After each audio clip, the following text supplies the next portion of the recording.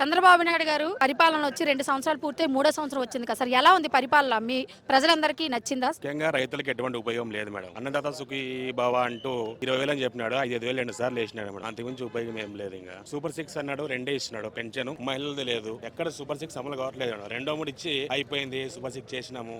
మరి సంపద సృష్టిస్తాం అంటున్నారు కదా సార్. ఎక్కడ సృష్టిస్తున్నారు మేడం? సంపద సృష్టిస్తుంటే ఇప్పుడు ఇంతమంది నిరుద్యోగులు ఎంత ఉంటుంది మేడం? సంపద లేదు, ఏం లేదు. ఒట్టి మాటలు ఉన్నాయి.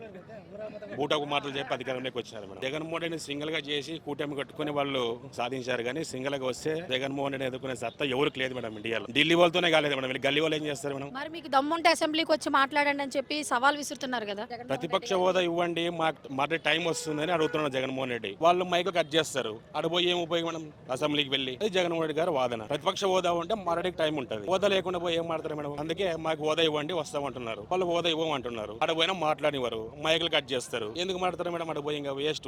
మరి వైసీపీ కార్యకర్తలు రౌడీలు గోండాలు అని చెప్పి విమర్శిస్తున్నారు కదా సార్. దాని గురించి ఏమంటారు? వాళ్ళ అంటే రౌడీలు అవుతారా మేడం? ఇప్పుడు వాళ్ళు ఇప్పుడు అన్యాయంగా మా ఎమ్మెల్యే గారిని అరెస్ట్ చేసినారు. దీనికంటే రౌడీజం ఉంది మేడం. ఇంకా ఇదే ప్రత్యక్ష సాక్ష్యం. ఇంకా వాళ్ళే బట్టలు చింపుకొని వాళ్ళే కేసులు పెడుతున్నారు. వాళ్ళకంటే రౌడీలు ఎవరు ఉంటారు మేడం? ఇక్కడ కనిపిస్తుంది కదా మా జిల్లాలోనే. వాళ్ళు పెద్ద రౌడీలు, వాళ్ళు వేరే వాళ్ళు రౌడీలు అంటున్నారు. గొడ్డల పార్టీ అంటున్నారు కదా. పరశురాముని గొడ్డలు మేడం ఇది. గొడ్డలి పార్టీ అంటే వాళ్ళు అంటారు గొడ్డల పార్టీ అని. వాళ్ళు ఏవేవో అభిగోలు చేస్తారు. అలా నమ్మితే ఇంతమంది జనం మీదకి వస్తారు మనకి జగన్ చూడడానికి. ఆంధ్రప్రదేశ్ లో ఎక్కడికి వెళ్ళినా విపరీతమైన జన ఫాలోయింగ్ ఉంది జగన్మోహన్ రెడ్డికి. వాళ్ళు అన్ని నమ్మితే జనం ఎందుకు వస్తారు మేడం? మరి చంద్రబాబు నాయుడు గారు డెవలప్మెంట్ చేశారంటున్నారు కదా సార్. కొన్ని వేల పెట్టుబడులు తెచ్చారని చెప్పండి. ఎక్కడ పోయినా వాళ్ళకి తెలియదు మేడం. లక్షల కోట్లు వాళ్ళు చెప్పేది, వేల కోట్లు కాదు. డల్లాస్ పోయినా ఇన్ని లక్షల కోట్లు పెట్టుబడి తెచ్చినా అంటున్నాడు. ఎక్కడ పోయినా మేడం అన్ని ఎవరికి ఇచ్చినారు మేడం? అన్ని కనిపిస్తుంది కదా. ఏది చేసినా జగన్మోహన్ చేసిందని వాళ్ళే కాపీ చేస్తున్నారు. అది సంక్షేమ పథకాలు గానీ, అభివృద్ధి కార్యక్రమాలు గానీ, పరిపాలన విధానంలో ఎవరి పీరియడ్ లో జరుగుతూ ఉంటాయి మేడం. ఎవరు చేసినా నేనే చేసినా అని చెప్పుకుంటాడు ఆయన. అది వాళ్ళ అభివృద్ధి. కొన్ని వేల ఉద్యోగాలు ఇచ్చారని చెప్పి విద్యాశాఖ మంత్రి నారా లోకేష్ గారు చెప్తున్నారు కదా సార్. మేడం మెగా డిఎస్సీ అని 16,000 పోస్టులు వదిలినారు. జగన్మోహన్ రెడ్డి 1,30,000 ఉద్యోగాలు సచివాలయ ఉద్యోగాలు ఇచ్చినాడు మేడం. అది ఎక్కువ, ఇది ఎక్కువ మేడం. అంటే సచివాలయ ఉద్యోగాలు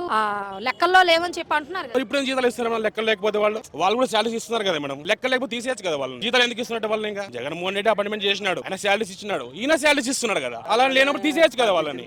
అదే సచివాలయ ఉద్యోగస్తులు ఉన్నప్పుడు రైతులకి చాలా బాగుండే మేడం. అసలు ఇన్సూరెన్స్ గానీ ఏదైనా గానీ బయటకు పోయేది పని లేదు. ఈ రోజు ప్రతి ఒక్క రైతు పని వదులుకొని ఎంఆర్ఓ ఆఫీస్ చుట్టూ రిజిస్టర్ జిరాక్స్ కాపీ చుట్టూ తిరగాల్సిన పరిస్థితి వచ్చింది. ఈ రోజు ఇంత దారుణంగా తయారైంది మేడం వ్యవస్థ మేడం.